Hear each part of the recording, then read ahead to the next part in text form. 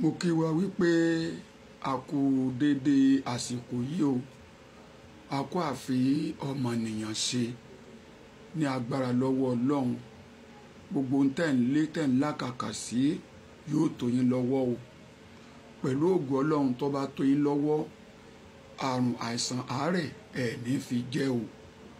Ẹ ti jìyà lọ́wọ́ nítorí àwọn ọmọ, ẹ̀ ní padà jìyà lọ́wọ́ àwọn ọmọ o. Ohun tẹ́ ẹ jìyà lé lórí, tẹ́ ẹ fi wàhálà ìdààmú kó jọ,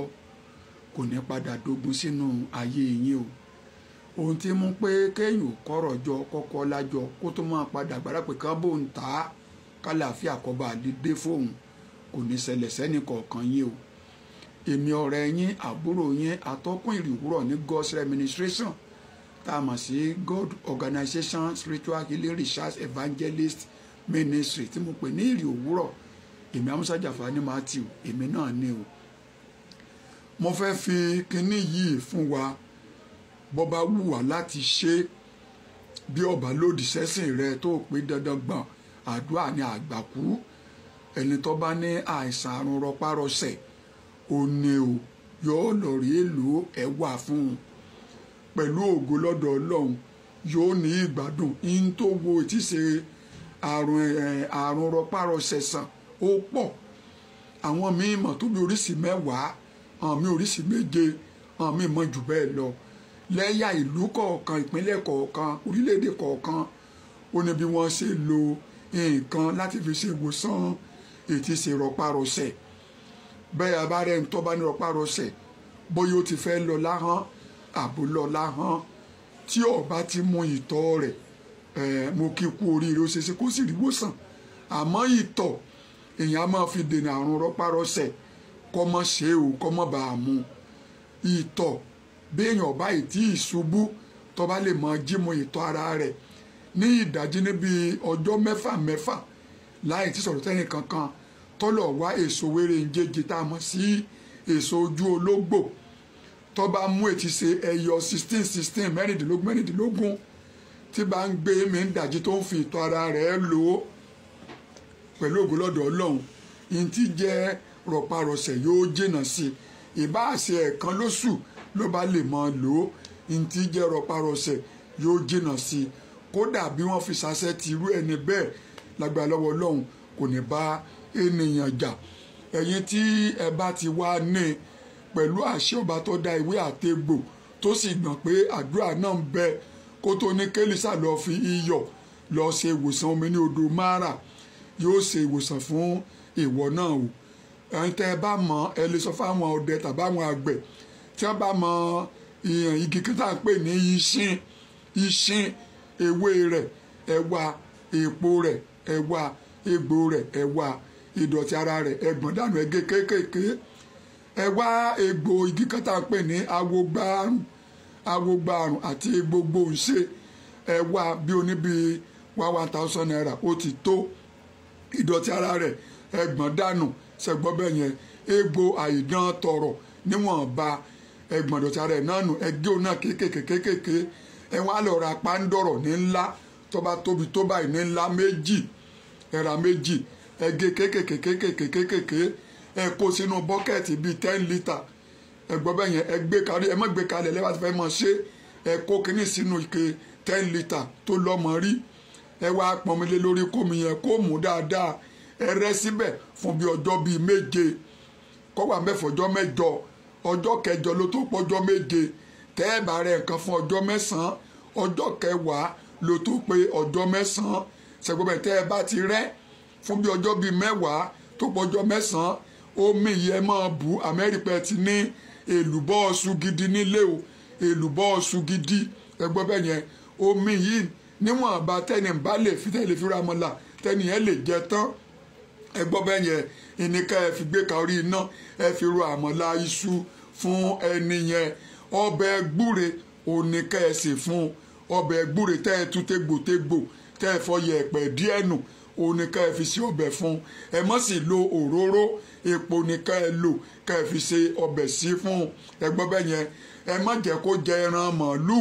lásìkò yẹn, ẹ lè máa ṣe bí ẹja ẹ gbọ́ bẹ́ẹ̀ yẹn ẹ má jò débi ẹran màálù tàbí ẹran tọ́kì tí wọ́n fi àdá sá ẹ má jò débẹ̀ ó lè máa jẹ bí ẹja ẹ gbọ́ bẹ́ẹ̀ yẹn ní ká ẹ máa ya sínú ọbẹ̀ ìfún pẹ̀lú irú woro ẹ má fi magí sí o ẹ má fi magí sí o pẹ̀lú ògo lọ́dọ̀ ọlọ́run tẹ́ ẹ bá ṣe fẹ́ nìyí tí bá fi ro àmọ̀lá jẹ níbi ọjọ́ mẹ́ta lágbára lọ́wọ́ ọlọ́run ìṣẹ́gun adé fún un à ń pe èso kan ní kórópa lábẹ́ gboyin lẹ̀ mọ́ ó là ń pè ní àgbálùmọ́ èso kóronú rẹ̀ ẹ̀wà kó pọ̀ dáadáa kóronú àgbálùmọ́ ẹ̀wà kó pọ̀ dáadáa ẹ̀sà kó gbẹ ẹ̀gbọ́ bẹ́ẹ̀ yẹn lẹ́yìn lọ sọ́dọ̀ àwọn eléwé ọmọ ẹlẹ́ẹ̀fẹ́ ra egungun ológbò ìbáṣe tí mọ́tò pa ìbáṣe tó kú fúnra rẹ̀ ẹ máa rí egungun ológbò gbígbẹ ẹ̀gbọ́ báyìí ẹ lọ papọ̀ mọ́ pẹ̀lú èso yìí pẹ̀lú kóró àgbálùmọ́ yìí ẹ lọ papọ̀ dáadáa ẹ má bínú ẹ béèrè ewé kan tá a pè ní ewé àtò tóró ṣeéṣe kẹ́ni mọ́ ní ara ríro ewé àtò ẹ gbọ́ bẹ́ẹ̀ yẹn ẹ lọ papọ̀ kó di powder dáadáa ẹ wá dà sínú kinní kan ẹ dà sí ọ̀nà mẹ́ta ẹ ra kẹrosíìnì ìlàrin omi ẹkù dúdú tá a mọ̀ sí àdídúdú ìlàrin oyin gidi ìlàrin ẹ wá òrí tó bá tóbi dáadáa ẹ gba ẹyọ kó náà jẹ́ láàrin powder kinní yìí ẹ bù papọ̀ mọ́ ẹ wá èso tá a mọ̀ sí avocado seed kí ni à ń pè bẹ́ẹ̀ èso píà ẹ wá òun náà kò tóbi mẹ́rin ẹ dry ẹ̀kẹ́ jó gbẹ dáadáa ẹ gé ẹ lọ kó di powder ẹ mix ẹ papọ̀ ẹ wá bu bíi síbíìmù kan bíi 6 sínú ìgò kan àwọn ètíṣe èèlò oyin òrí àti omi ẹkù dúdú yìí pẹ̀lú kerosene ẹ papọ̀ ẹ dà sí ẹ mix ẹ papọ̀ ohun tí yẹn ti ṣiṣẹ́ fún ó pọ̀ gidi gan ẹ gbọ́ bẹ́ẹ̀ yẹn ẹni tó bá tó ní rheumatism bá a ṣe lò fún un màá jẹ́ kẹgbẹ́ tẹ́ ń pè ní àrùnmọ́léegun àmọ́ bí nǹkan bá ń ṣe ẹ̀dá ọ̀nà tó gbà ní kẹ́ ẹ kọ́kọ́ sọ ẹgbọ́n bẹ́ẹ̀ yẹn bẹ́ẹ̀ ni bá ṣe ń fi omi kíní tẹ́ẹ̀rẹ̀ yìí tẹ́ fi rú àmọ̀láṣú fún jẹ tọ́dẹ̀ fi ọbẹ̀ gbúre tó fi ń jẹ omi náà tó lè máa fún un ní díẹ̀díẹ̀ kó máa mú ẹgbọ́n bẹ́ẹ̀ yẹn ẹ̀dẹ̀ máa fi kíní kẹ́ máa bá fi wọ́ ara láwọ̀ sísàlẹ̀ tó bá jẹ́ apá àwọ̀sọ́rùn ọrùn ọwọ́ báyìí lẹ́ẹ̀mọ́ wọ̀ pẹ́pẹ́ ẹsẹ̀ bá ní àwọ̀sọ́nà ọrùn ẹsẹ̀ lẹ́ẹ̀mọ́ wọ̀ ẹ má wọ̀ sókè o tẹ́ ẹ bá wọ̀ sókè ẹ kó bá ní ẹgbẹ̀mí ẹnìyẹn o tó bá ń ṣe bẹ́ẹ̀ ní agbára lọ́wọ́ ọlọ́run lágbára lọ́wọ́ ọlọ́run yóò rí ìwòsàn lórí ti ṣe àrùn rọpárọsẹ̀ díẹ̀ bí yẹn ṣe jẹ́ ń bẹ̀ o nìyẹn ewé gbúre ìbákan náà ewé gbúre ẹ lọ rè wá tégbòtégbò ẹ tún kó pọ̀ dáadáa à ń pe kinní kan ní ìmọ̀ ọ̀sùn nílẹ̀ gàdà wọ́n ń pè ní fẹ́ẹ̀m ìmọ̀ sábà máa wà ní ọrùn ọ̀pẹ ewé máa fẹ́ dàbí ewé ọ̀pẹ báyìí àmọ́ kì í ṣe ewé ìmọ̀ ọ̀pẹ òun sábà kódà ó lè wà níbi táǹkì omi nílé yín ẹ tú kó pọ̀ tegbòtegbò yẹ̀pẹ̀ díẹ̀ ẹ gbọ̀n dànù ẹ kó papọ̀ mọ́ etí ṣe ewé gbúre yìí ẹ gbọ́ bẹ́ẹ̀ yẹn ewé onítìtìkùtì náà ń pè léwé tòmátì tẹ bá fẹ́ tú tẹ́ ẹ̀mẹ́ ni ó gbìn ni o ẹ pè ní ewé ìwòsàn nìkan ẹ pé ẹgbà lábà bí ẹ̀mẹ́ta ẹ wá tú tegbòtegbò kó pọ̀ dáadáa yẹ̀pẹ̀ díẹ̀ ẹ gbọ́n nù àwọn mẹ́tẹ̀ẹ̀ta ẹ lọ rí pápọ̀ ẹ kó sínú ìkòkò àmọ́ ní ká ẹ lò